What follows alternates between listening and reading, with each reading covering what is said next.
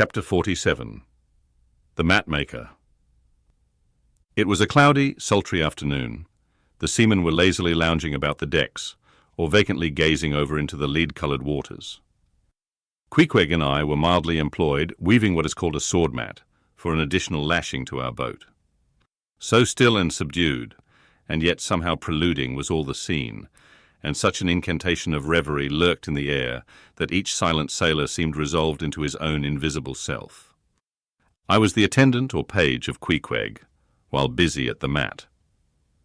As I kept passing and repassing the filling or woof of marline between the long yarns of the warp, using my own hand for the shuttle, and as Queequeg, standing sideways, ever and anon slid his heavy oaken sword between the threads, and idly looking off upon the water, carelessly and unthinkingly drove home every yarn.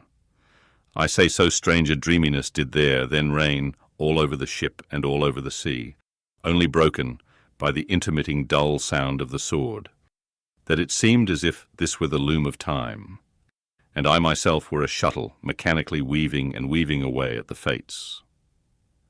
There lay the fixed threads of the warp subject to but one single, ever-returning, unchanging vibration, and that vibration merely enough to admit of the crosswise interblending of other threads with its own.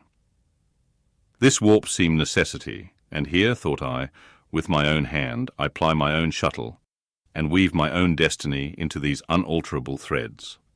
Meantime, Queequeg's impulsive, indifferent sword, sometimes hitting the woof slantingly, or crookedly, or strongly, or weakly, as the case might be, and by this difference in the concluding blow producing a corresponding contrast in the final aspect of the completed fabric.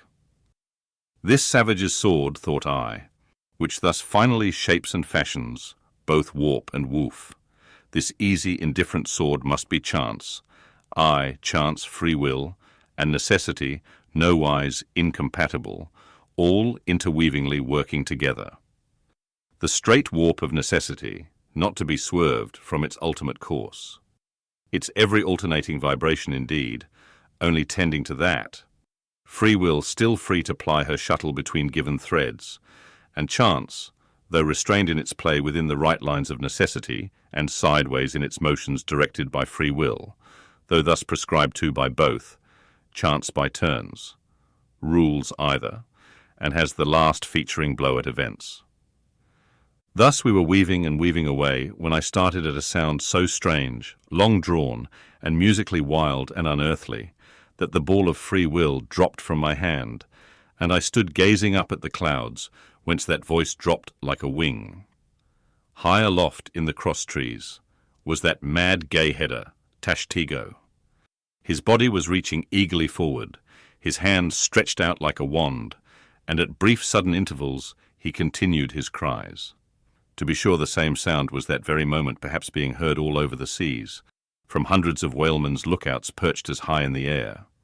But from few of those lungs could that accustomed old cry have derived such a marvellous cadence as from Tashtego the Indians.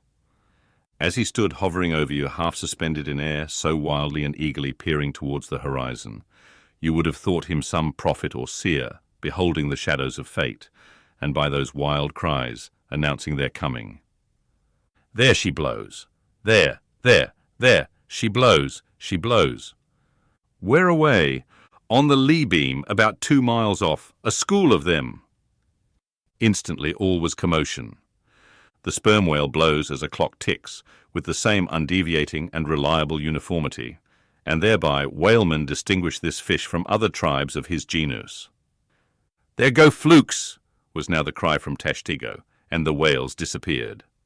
Quick, steward, cried Ahab. Time, time. Doughboy hurried below, glanced at the watch, and reported the exact minute to Ahab. The ship was now kept away from the wind, and she went gently rolling before it. Tashtego reporting that the whales had gone down heading to leeward, we confidently looked to see them again directly in advance of our bows. For that singular craft at times evinced by the sperm whale, when sounding with his head in one direction, he nevertheless, while concealed beneath the surface, mills round, and swiftly swims off in the opposite quarter. This deceitfulness of his could not now be in action. for there was no reason to suppose that the fish seen by Tashtego had been in any way alarmed, or indeed knew at all of our vicinity. One of the men selected for shipkeepers, that is, those not appointed to the boats, by this time relieved the Indian at the mainmast head. The sailors at the fore and mizzen had come down. The line tubs were fixed in their places. The cranes were thrust out. The mainyard was backed, and the three boats swung over the sea like three samphire baskets over high cliffs.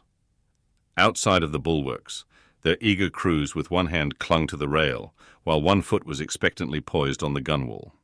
So looked the long line of man-of-war's men about to throw themselves on board an enemy's ship. But at this critical instant, a sudden exclamation was heard that took every eye from the whale. With a start, all glared at dark Ahab, who was surrounded by 5 dusky phantoms that seemed fresh, formed out of air.